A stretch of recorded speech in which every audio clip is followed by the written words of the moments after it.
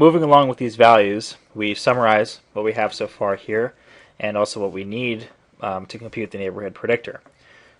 We have the baseline predictor, we have the errors in the baseline predictor, and we have the movie-to-movie similarity values.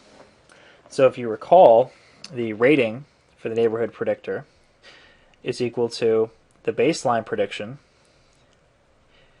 plus or minus the error in the neighbor, in the nearest neighbor. And this plus or minus sign is determined by whether or not the cosine coefficient given in this table is positive or negative. To illustrate this, let's take user B in movie 3 as an example.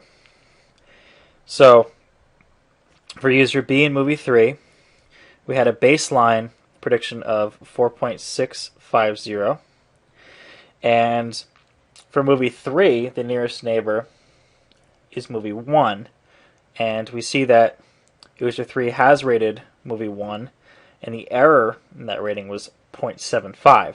So since it's positive, we're going to add the error, and since the error is 0.75, we're going to add 0.75. And then we're going to get 5.4, which obviously we're going to clip back down to a rating of 5. As another example, let's take user A and movie 4. So from the baseline predictor, we see that we had a 4.5 prediction. And for this same movie, for movie 4, we see that the nearest neighbor is movie 3, and that's a negative correlation. Therefore, we're going to subtract whatever the error was in predicting user A's rating for movie 3.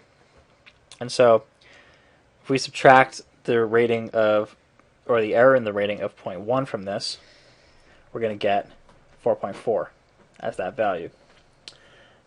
Similarly, we can apply this procedure to the other user movie pairs, and we arrive at the table on the right, which forms the neighborhood predictor. And we can compute the RMSE on this set by, we'll focus on the test set again. We take all the values on the left-hand side of 4, 5, 3, and 4, and we compare them to their counterparts in the neighborhood prediction, 4.6, 4.6, 2.7, and 5. So we take the square root of 4 minus 4.6 squared plus 5 minus 4.6 squared plus 3 minus 2.733 squared plus 4 minus 5 squared, and we divide that whole result by 4, and that comes out to be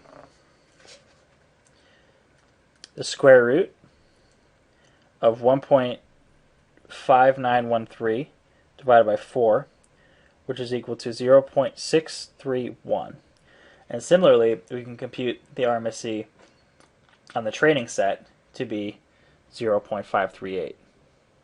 So this is for the training set, and this is for the test set. And if we compare these values with the RMSE from the baseline predictor, for the test set, we got, before we had 0.641 for the baseline predictor, which is an improvement of about 1.5% in terms of the neighborhood predictor. And on the training set, we had an RMSE of 0.607. So that's an improvement of about 11%.